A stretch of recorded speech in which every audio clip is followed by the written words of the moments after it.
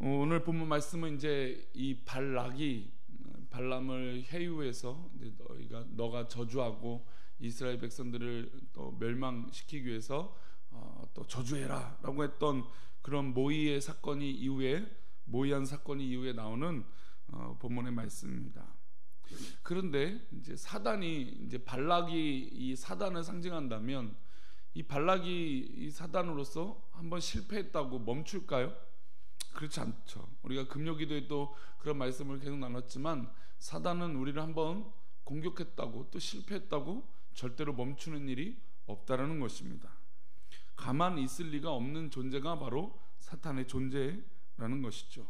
기회만 엿보고 있는 것이고 뭔가 하나 걸리기만 하면 절대로 붙잡고 놓지 않겠다라고 하는 심정이 바로 이 사단의 고백입니다. 모습인 것이죠. 게다가 뭐 한번 낚시를 해보시면 낚시 이 찌나 요것들을 보면 어떻습니까? 한번 딱 걸려서 제대로 걸리면 빠져나오기 어렵습니다. 그러니까 이 낚시 바늘에 딱 걸리면 이게 바늘이 다시 역으로 반대로 빠져나오기 어렵죠. 이게 살점이 뜯어지거나 아니면 이 낚싯줄이 끊어지지 않는 이상은 절대로 이 물고기가 빠져나오지 못하는 것처럼 사단은 우리를 계속 그런 식으로 우리를 넘어뜨리려고 또 흔들려고 하고 있다는 것입니다. 그럴 때일수록 우리가 좀 전에 찬양했던 것처럼 예수의 보혈을 의지하고 또 내 힘으로 아니라 영적으로 이 문제들을 하나님 앞에 올려두므로 해결받는 그런 깨어있는 성도가 되기를 축복합니다. 약속의 땅이 이스라엘 백성들이 가까우면 가까울수록 어떠해야 될까요? 더 깨어 있어야겠죠. 40년 동안 자신들의 삶을 돌아보고 이 광야의 길을 돌아볼 때 이렇게 사는 것이 안 되는구나, 더 영적으로 깨어 있어야겠구나 라는 것을 그들은 알고 있었습니다. 그럼에도 불구하고 그들은 하나님 앞에 더욱더 깨어있지 못하고 잠시의 방심을 하게 됩니다. 오늘 말씀에 어떤 그런 의미가 있는데요, 우리 1절 말씀 한번 다시 보겠습니다. 어떤 방심이 있었는지. 이스라엘이 시딤에 머물러 있더니 그 백성이 모압 여자들과 음행하기를 시작하니라. 여기 보면 두 가지 사실이 있습니다. 하나는 제가 오늘 이 새벽에 잠깐 와닿는 단어는 이들이 머물러 있었다는 겁니다. 사실 광야에서 불기둥과 구름기둥의 하나님의 인도하심을 받고 그것에 머물게 되면 하나님의 인도하심에 감사하고 제사하고 번제를 드리고 또 예배를 드려야 되는 것이, 또 기도해야 되는 게 바로 이 이스라엘 백성들의 삶의 모습이었을 것입니다. 그런데 이 머물러 있었다라고 하는 건 그냥 있었다는 것이죠. 하나님 앞에 더 영적으로 깨어 있어야 되는 이스라엘 백성들이 그냥 시딤이라는 곳에 있으니까 그냥 머물러 있었다는 것입니다. 이 머물러 있었다는 것은 여러 가지 의미가 있겠죠. 영적으로 방심하고 있는 상태일 것이고, 또 깨어있지 못하는 모습일 것이고, 또 하나님 앞에 예배하지 못하고 있는 모습이 바로 이 이스라엘 백성들 가운데 있었습니다. 이런 방심하는 모습이 있으니까 어떻게 합니까? 사단이 그 틈을 휘저어 놓는 것이죠. 그래서 그 백성 모압 여자들과 음행하기를 시작했습니다. 모압 여자라고 하는 것은 누구의 백성들이었습니까? 우리가 알다시피 발락, 즉 발람을 해유했던 이 발락이 어디 출신입니까? 어디에 있습니까? 모압입니다. 모압. 즉 이 발락은 발람을 회유해서 그것을 실패하니까 거기서 멈추지 않았다는 것이죠. 어떻게 보면 죄는 이렇게 이 틈을 놓치지 않고 사단이 이 틈새를 깨어서 큰 두기, 그러니까 어떤 이 물이 새는 것이 큰 물부터 새냐. 물론 음행이라고 하는 것은 엄청난 큰 죄지만 이스라엘 민족의 전체를 봤을 때 이 조그만 물고가 탁 트이니까, 사단의 입장에서 물고가 탁 트이니까 두글 무너뜨릴 만큼의 죄의 파급 효과가 나타나기 시작합니다. 그렇습니다. 죄라는 것이 어떻게 보면은 별거 아닌 거라고 생각하는 그 잠시의 그 생각의 이 여유, 어떻게 보면 그 방심으로 그 모든 것들이 시작되는 것을 볼 수 있습니다. 이 모압 여인과 이들이 음행을 하기 시작합니다. 그러고 나서 여기서 멈추지 않죠. 죄는 확장이 됩니다. 우리 2절 말씀 보겠습니다. 2절 말씀. 그 여자들이 자기 신들에게 제사할 때에 이스라엘 백성을 청하매 백성이 먹고 그들의 신들에게 절함으로, 그 여자들, 즉 이 모압 여인들이 자신들의 집에 초대를 합니다. 근데 자신들의 집에 초대하는 것뿐만 아니라 자신의 집에서 우상으로 섬기고 있는 그 신들에게 이스라엘 백성들이 함께 와서 먹고 절하도록 만들었다는 것이죠. 즉 음행이라고 하는 이 죄를 짓기 전에 이 방심이라고 하는, 영적으로 깨어있지 않다라고 하는 이 모습 가운데 확장이 돼서 음행하게 되고, 음행하는 그 죄만 있는 것이 아니라 결국에 우상 숭배까지 이어지게 되고 있다는 것입니다. 죄는 그렇게 무서운 것이죠. 사단은 그렇게 우리를 계속해서 흔들려고 하고 있다는 것입니다. 어떻게 보면 우리 꿈꾸는 교회가 지금 은혜가 충만하고 감사가 하나님 앞에 기쁘다라고 하는 이 놀라운 은혜 가운데 우리는 오히려 더 깨어 있어야 되는 것이죠. 더 깨어 있어서 기도하고 이 은혜가 더 식지 않도록 우리는 더 하나님 앞에 매달려서 기도해야 되는 것인 줄 믿습니다. 왜냐하면 죄가 바로 그렇기 때문이에요. 이제는 괜찮겠지, 이제는 문제 없겠지, 이제는 우리가 이렇게 안 해도 되겠지라고 하는 그 틈을 사단은 놓치지 않는다는 것입니다. 그래서 우리 자신의 연약한 부분을 잘 알고 있어요. 마귀가 우리의 연약한 것을 너무너무 잘 알고 있기 때문에 우리의 연약함, 탐심이든 질투든 시기든 또 미워함이든 또 여러 가지 물질이든 어떤 그런 죄악된 모습들을 사단은 놓치지 않고 흔들고 있다는 것입니다. 사단이 이 쳐든 덫에 이스라엘 백성들이 극복하고 이겨야 되는데 그들은 우상 숭배까지 넘어지게 됩니다. 그러면 여기서 이제 하나님은 심판의 또 손길을 통해서 회복을 시키시죠. 어떻게 보면 하나님께서 죄를 범하는 자들에게 경고의 메시지를 주신다는 건 어떻게 보면 우리를 살려주시는 것인 줄 믿습니다. 때로는 우리가 그것이 힘들고 왜 이런 고난, 이런 어려움이 나한테 있을까라고 할 때 오히려 그 고난 끝에 열매가 있는 것인 줄 믿습니다. 그 고난 끝에 승리가 있는 것인 줄 믿습니다. 우리 14절 15절 한번 보겠습니다. 14절 15절, 우리 민수기 25장 14절입니다. 읽겠습니다.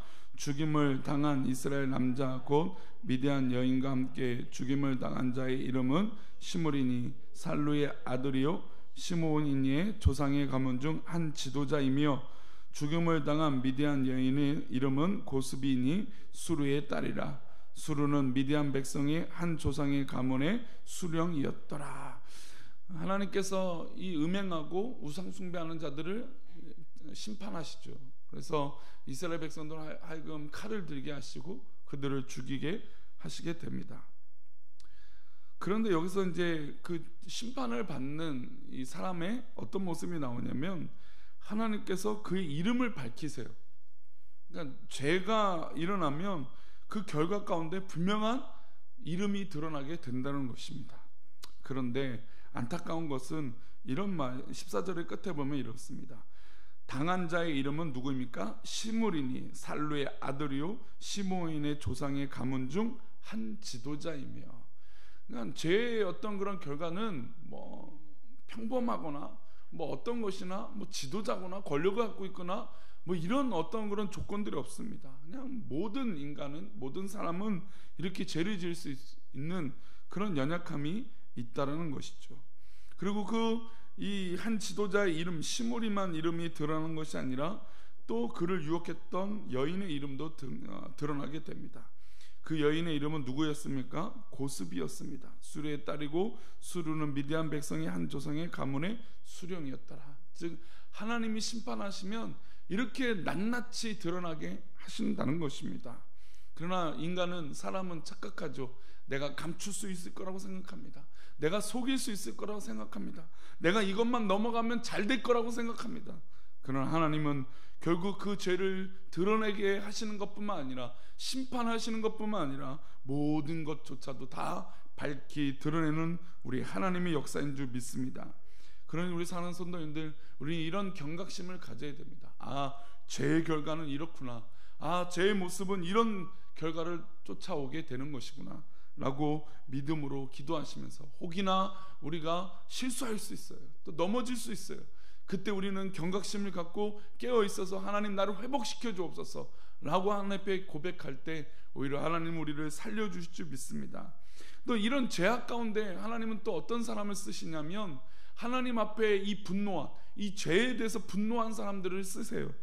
특별히 우리가 잘 알고 있는 비느하스를 이 사건에서 사용하시게 됩니다.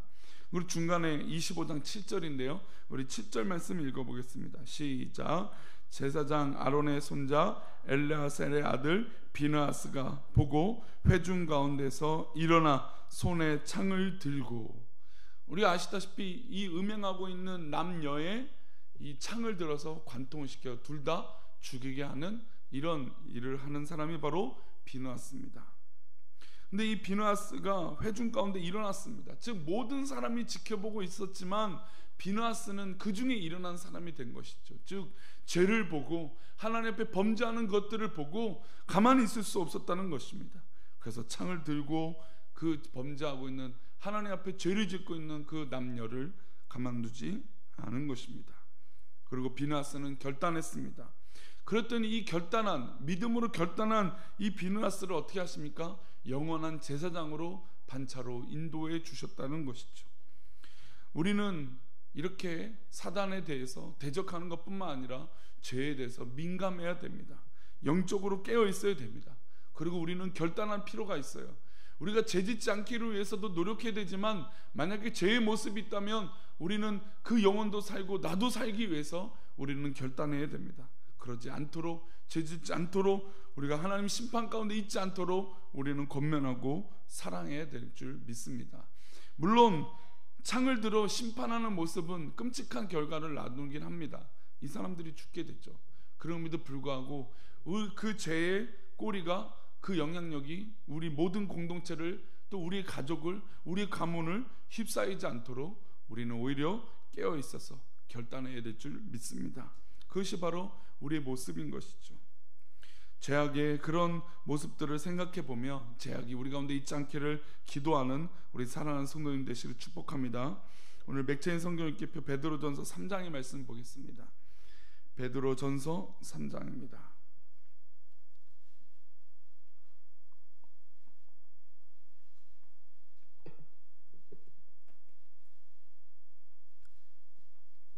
베드로전서 3장 10절 말씀, 우리 10절, 11절, 12절까지인데요. 우리 11절 말씀 먼저 보겠습니다. 있습니다. 그러므로 생명을 사랑하고 좋은 날 보길 원하는, 여기까지 한번 볼게요. 베드로전서 3장 10절입니다. 그러므로 무엇을 사랑하고요? 생명을 사랑하고 뭐 보기를 원하는 자요? 좋은 날 보기를 원하는 자. 자, 여기 보면 하나님의 축복을 받기 원하는 사람들 얘기하고 있어요. 얼마나 좋습니까? 그렇죠? 우리의 생명이 유지되고 보존되고 또 그것뿐만 아니라 좋은 날 보기를 원하는 것. 제가 이제 좋아하는 인사 중에 하나가 오늘 좋은 날 되십시오, 오늘 복된 날 되십시오, 오늘 행복한 날 되십시오 라고 하는 인사를 참 좋아합니다. 그래서 좋은 날 되세요 라고 하는 말을 좋아하는데, 이 좋은 날이 되기 위한 방법이 있습니다. 그 다음이 어떻게 나와 있습니까? 원하는 자는 뭘 금해요? 혀를 금하여 악한 말을 그치며 그 입술로 거짓을 말하지 말고. 좋은 날, 행복한 날, 감사한 날이 되려면 우리 입술에 악한 말을 그치며 거짓을 말하지 말라고 하고 있다는 것이죠. 왜 그럴까요? 이 거짓과 이 악한 말은 결국에 지금은 넘어가지만 나중에 그 악한 말과 그 거짓이 다시 부메랑처럼 돌아오게 된다는 것입니다. 그러면요, 거짓말이 나에게 밝혀졌을 때 그 넘어간 날은 좋은 날이 될 수 있지만 결국에 거짓말이 드러난 날은 어떤 날이 됩니까? 정말 어디 숨을 수도 없는 그런 창피한 날이 된다는 것이죠. 거짓말이 들키면요, 불안해서 어떻게 합니까? 잠을 잘 수가 없어요. 불안해서 어떻게 할까 막 발을 동동해도 어떻게 할 수가 없습니다. 이게 바로 악한 말과 거짓말의 영향력이죠. 자, 11절 말씀 볼까요? 악에서 떠나 선을 행하고 화평을 구하며 그것을 따르라. 악에서 떠나라고 했던 것입니다. 악에서 떠나야 하나님 앞에 화평 가운데 거할 수 있다는 것이죠.